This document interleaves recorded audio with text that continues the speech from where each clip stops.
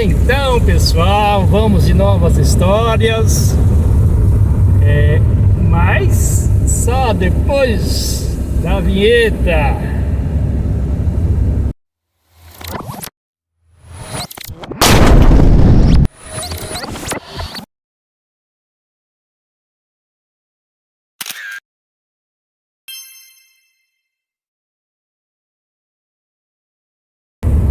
Meu pai, conforme eu já disse para vocês aqui, ele não era muito de pegar no cabo da enxada não, sabe? Até porque ele gostava mesmo de contratar uma peãozada, chamava os camaradas, né?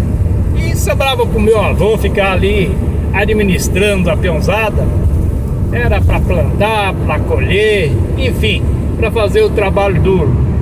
E o meu pai, de manhã, ele catava a enxada, ia lá pro pé do eito, aí tinha uma lima KS, aí ele pegava aquela lima, dava aquela boa afiada, tanto na minha enxada como do meu irmão. Falando em enxada, ó, ferramentinha que eu não gostava não, viu? Não gostava e não gosta até hoje. Ó, trocinho chato. Mas tinha que trabalhar, né? Então pegava nossas enxadas, dava aquela afiada, pegava o dedo assim e fazia, nossa, tá que nem uma navalha. Aí o pessoal chegava e ele começava ali, mas numa rompância, que se fosse daquele jeito ele trabalhava por 3, 4 homens sozinho. Só que aquele não durava nem 10 minutos. Aí ele falava pro meu avô: pai, toma conta aí que eu vou na cidade resolver uns negócios. E pegava o cavalinho assim, colocava o arreio, ou selava o cavalo, e ó, só voltava de tardezinha. E com esse negócio aí dos camaradas, teve uma época que aquele seu Antônio, Pernambuco, o homem forte, que só vendo que eu já contei a história dele aqui, que era muito amigo do meu pai, e ele tinha se mudado, ele morava bem pertinho de nós, assim como sempre ele morava pertinho, mas nessa época ele se mudou, e ele morava assim, tipo 100 metros, talvez nem isso, do nosso ranchão, assim, sabe? E aí ele se mudou, foi para uma fazenda lá, que nem me lembro agora. Mas antes dele mudar, ele tinha a sua esposa, que acho que um ano depois, talvez menos disso aí, veio a falecer. Eu não lembro bem o nome dela. E eu ia na casa dela e ela estava sentada assim na porta, no baldrame da porta, comendo. E ela era pernambucana ou alagoana, assim, coisa assim, não lembro. E ela gostava de comer com a mão. Fazia aqueles bolinhos assim. Era um feijão misturado ali com farinha. E ela fazia aqueles bolinhos, pareciam umas almôndegas ou um quibe. E colocava na boca e comia. E eu ficava assim sentado na frente dela e eu achava aquilo muito bonito. Só que daí ela oferecia pra mim e eu falava: não quero não. Não comia não. Bom, depois eles se mudaram e aí meu pai contratou uns camaradas. E eu me lembro de dois. Um era o Quintino. Era um homem alto, negro, forte. Andava com um punhal daqueles enormes assim, chamado coral. Para quem não conhece, é um punhal que tinha o cabo de duas cores, assim, parecendo uma cobra coral. E ele fumava cigarro de palha e ele pegava aquele baita daquele punhal, parecia aqueles punhais do cangaço, e cortava ali o fumo. E era um negão mesmo, grandão, chovendo. Não sei não, mas devia ter 1,90 m de altura. Só que pensa no negão cagão. Nessa época, meu avô materno estava morando com a gente, então estavam os dois avós morando com a gente. E meus avós chegavam de noite, depois da janta, porque ele e os demais camaradas vinham jantar em casa, almoçavam e jantavam, tomavam café em casa. Lá na casinha deles, eles só dormiam.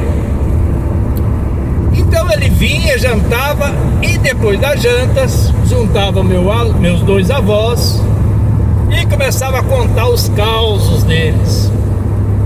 E quando eles resolviam contar casos de assombração, inclusive tem um caso aqui que eu vou contar aqui pra vocês, e é de arrepiar. Esse homem levantava e falou assim: eu vou pra casa porque senão eu não durmo. Ele tinha medo. E também tinha outros camaradas lá, mas como eu disse, só lembrava o nome dos dois, que era esse Quintino e o Natanael. E esse Natanael, ele tinha uma faquinha bem pequenininha assim, ao contrário do Quintino. E eu me apaixonei por aquela faquinha, e eu queria comprar aquela faquinha dele de todo jeito. E um dia ele falou: você quer mesmo essa faca? Eu falei: quero. Aí eu falei: mas eu não tenho dinheiro. Ele falou: não, mas eu te vendo baratinho. Eu falei: sério? Sério. Eu falei: quanto? Aí ele pegou e falou assim: olha, vou fazer o seguinte, se você aparecer aqui com uma nota, vou fazer uma comparação hoje, porque isso faz muito tempo, nem lembro que dinheiro era. Então, digamos R$2 hoje. Opa! Eu então não tinha R$2, mas como era bem pouquinho dinheiro, eu saí correndo, fui lá na casa em casa no caso, né? E comecei a pedir para minha avó. Deu um trabalho, mas ela me deu lá aquele dinheiro. Era uma nota que eu não lembro o valor, né? Mas era pouquinho. Criança sabe como é que é, cai fácil nas coisas, né? Aí eu cheguei todo feliz lá, cheguei assim, dei o dinheiro pra ele, daí ele pegou o dinheiro, abriu na mão, virou de um lado, virou do outro, começou a olhar assim pra minha cara. Aí ele pegou e falou assim: você lembra do que eu propus pra você? Você disse que se eu aparecesse aqui com dinheiro, esse dinheiro, você me daria a faquinha. Aí eu falei: então, mas eu tô olhando aqui pra esse dinheiro e você não parece com ele não. Eu falei que se você parecesse com esse valor, com esse dinheiro, eu te daria a faquinha. Aí eu fiquei assim, meio sem entender. Resumindo, ele queria que eu parecesse com o dinheiro. Não tem nada a ver, né? Ou seja, o cara me fez uma pegadinha e eu fiquei tiririca. E aí foi muito divertido. Eu fiquei meio chateado, passei uns dias sem ir lá, porque eu gostava de ir lá, de amolar eles, como eu disse, lá no interior, e ouvir também as conversas deles. Mas daí eu fiquei chateado e passei uns bons dias sem ir lá. Então essas foram as histórias de hoje. E eu quero pedir para vocês que dá um joinha aí, gente. Ajuda aí no canal, né? E compartilha, se inscreva no canal. Gente, eu tô precisando de inscritos no meu canal. Preciso de alguém aí que dá uma ajuda aí, gente. Não custa nada. Vai lá e clica no sininho, que é no joinha. Vai lá também, lá na inscrição, se inscreva no canal, aciona o sininho, que assim quando eu postar meus vídeos, você vai estar ciente que eu postei um vídeo novo, ok? Um abraço para vocês. Vai cair um pé d'água já já.